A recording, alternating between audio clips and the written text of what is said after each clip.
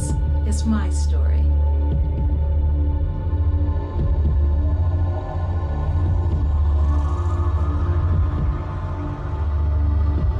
This is my story.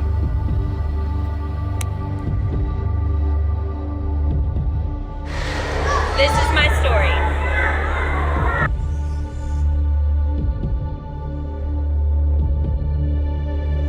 This is my story.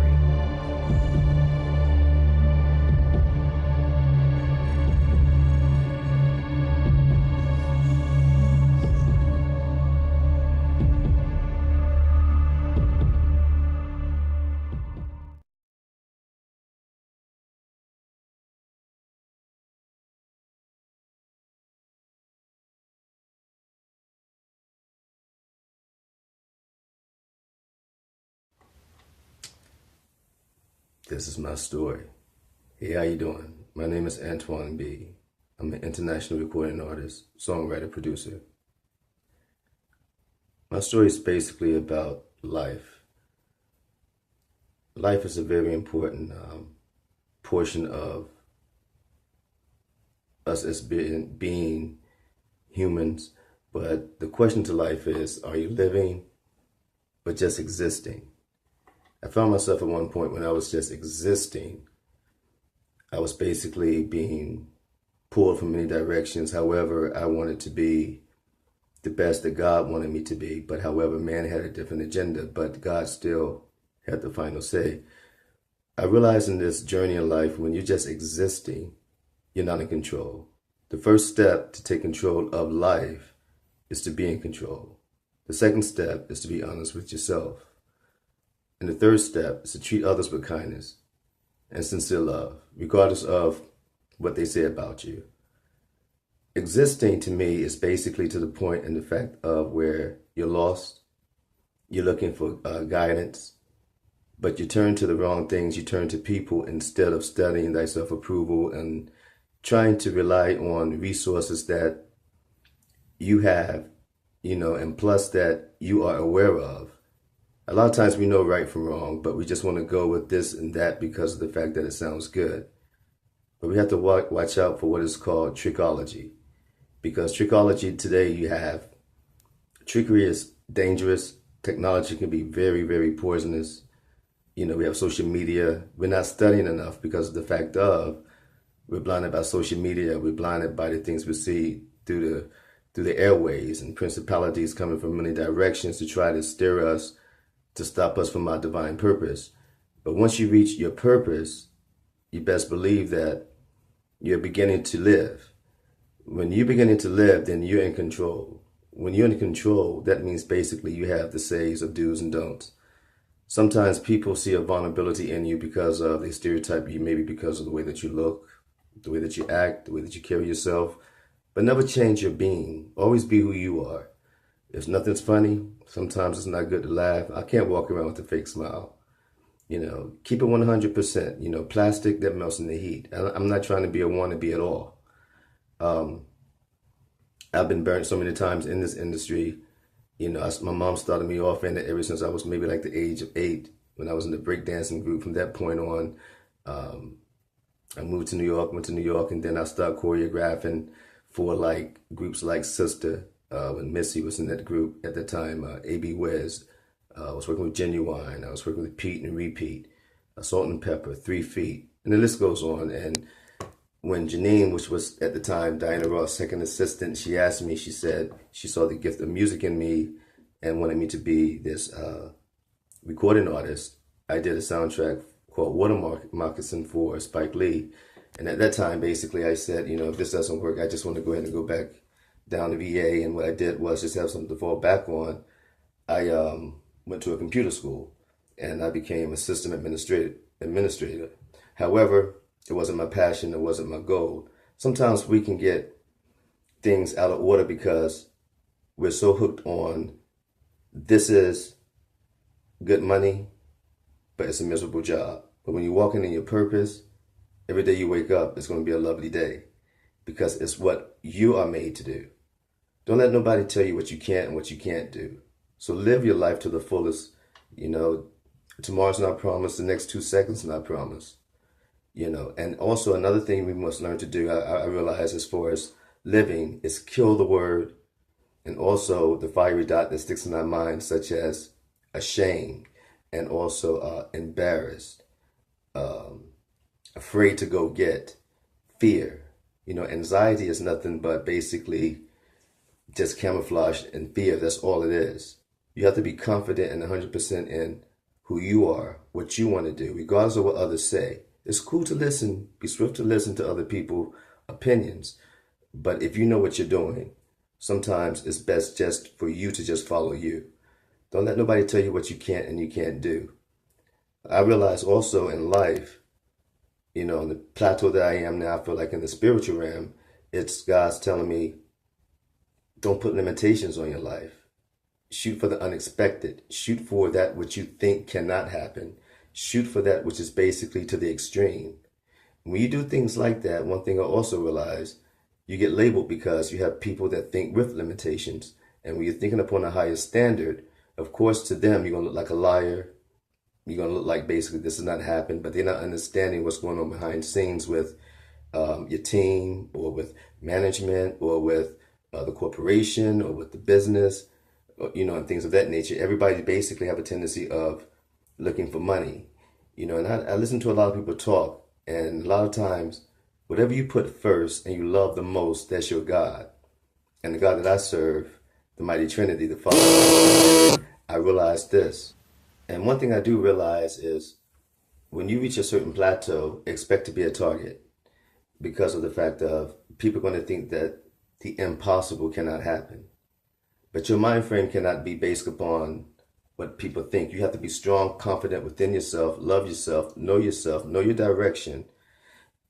The steps of a good man is ordered by the Lord. So therefore, as long as you're taking one step, don't worry about the next one, because eventually you'll be running and you get to where you need to get to.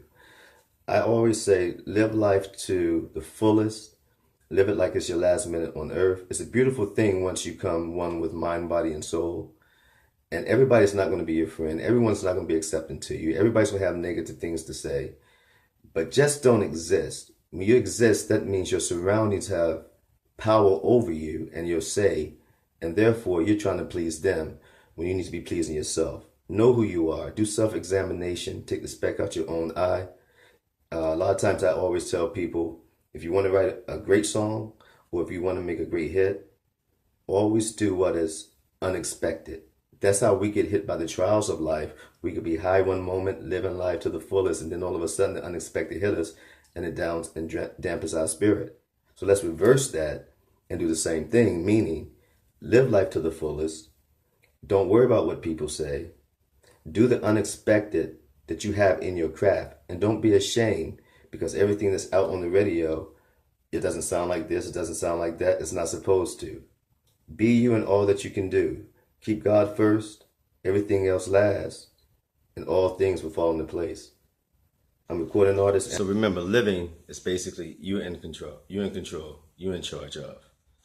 Living is basically you're making the best out of this temporary life that we're in now, as far as like being on this earth, that, as much as we can. When you live, nobody can tell you anything. And I don't say that with a conceited perspective. I say that with confidence. I say that with boldness, because you're living, you're experiencing it, you're witnessing it. But a lot of times people always want to know, how can they live, but yet how can they achieve the impossible? It's very simple. It's sort of like we have this beautiful magnifying,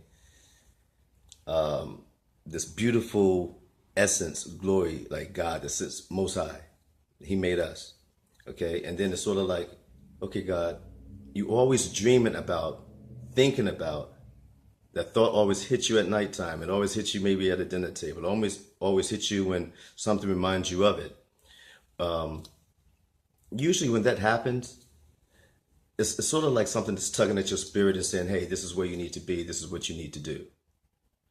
Now, to do the impossible is very simple. See, you have to watch out for what is called fiery dots. That's basically what the principalities throws up in our mind. Your mind has 5 seconds before a thought attaches itself, and then it goes into a position of you start to thinking. Then from thinking, sometimes it goes into a portion of confusion. Should I, shouldn't I, wouldn't I?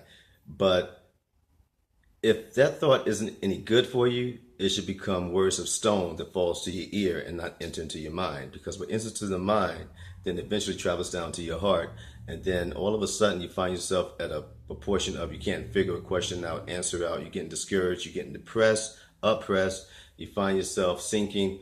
And I can honestly say on this journey, as far as like living, it comes with one of the fruit of the Spirit, which is like long suffering. Nobody wants to experience that.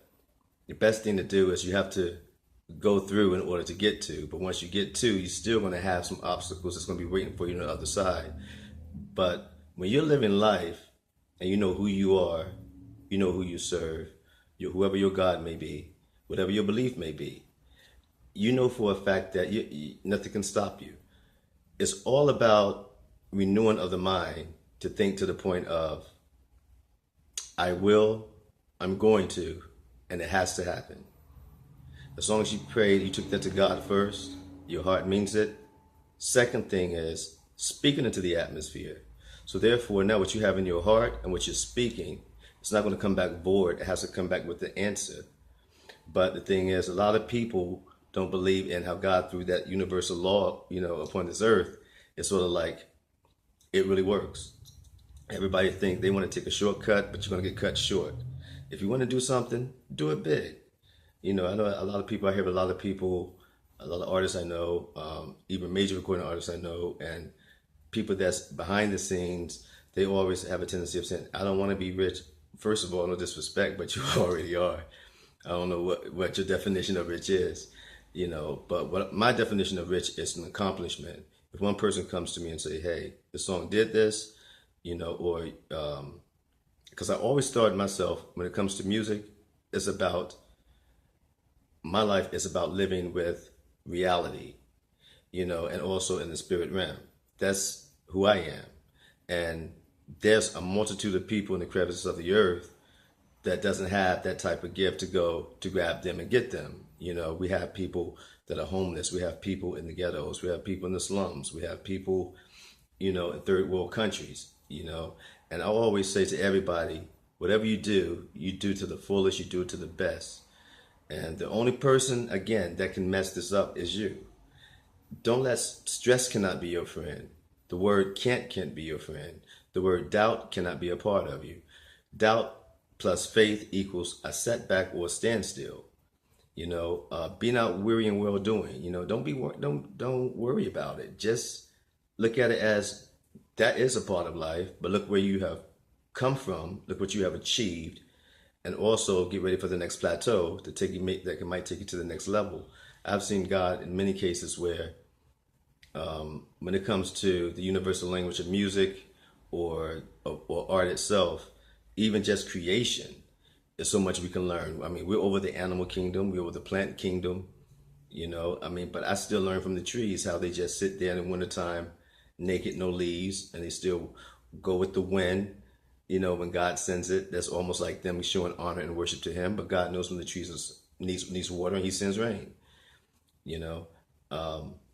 Your faith, your belief, believe what you have, that's what you have. Believe what you are, that's what you are.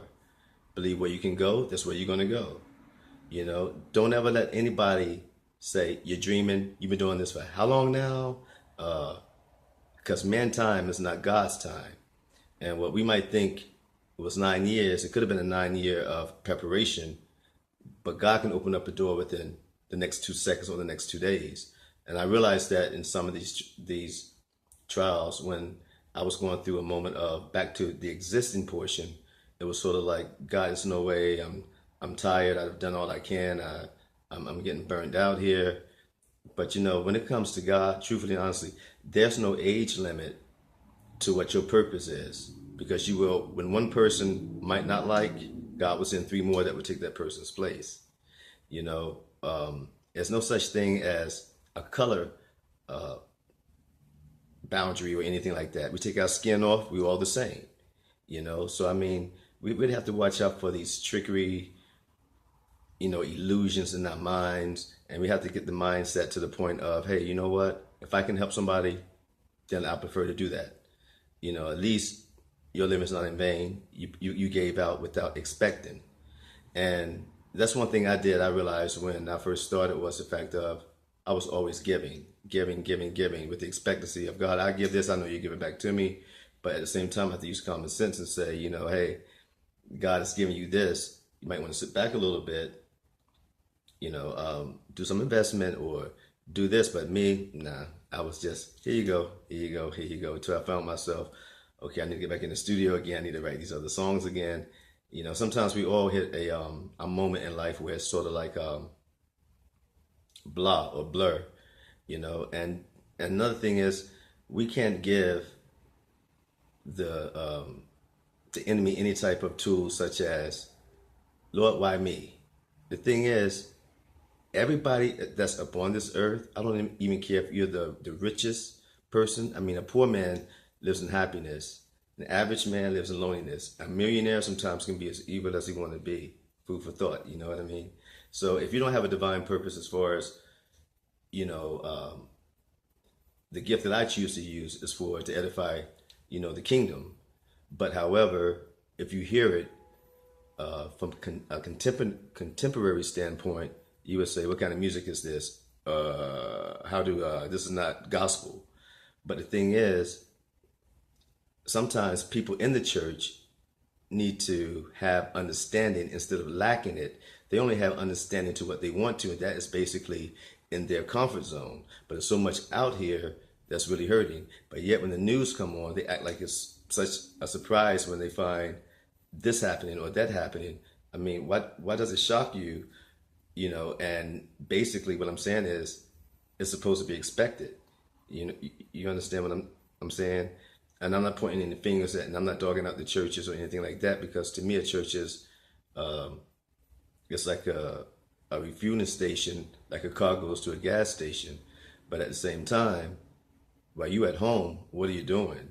You come home from church and then all of a sudden you're on the phone, you're talking about what Sister Such had on, you're gossiping, but yet you carry yourself like this actress with this humbleness when you meet Sister so-and-so from the church, or yada yada. You're not being real with yourself. So and again, be real with yourself, be real with who you are, be real with God most of all, because the eyes of the Lord is in every place.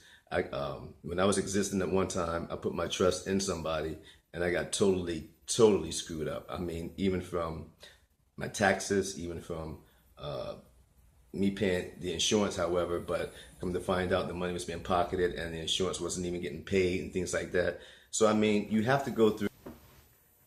And always remember this: a true entrepreneur cherishes the gift. Though it's in you, don't let it die in you. Live your life to the fullest, enjoy, and never say, I wish I would have had. Do it, because tomorrow's not promised.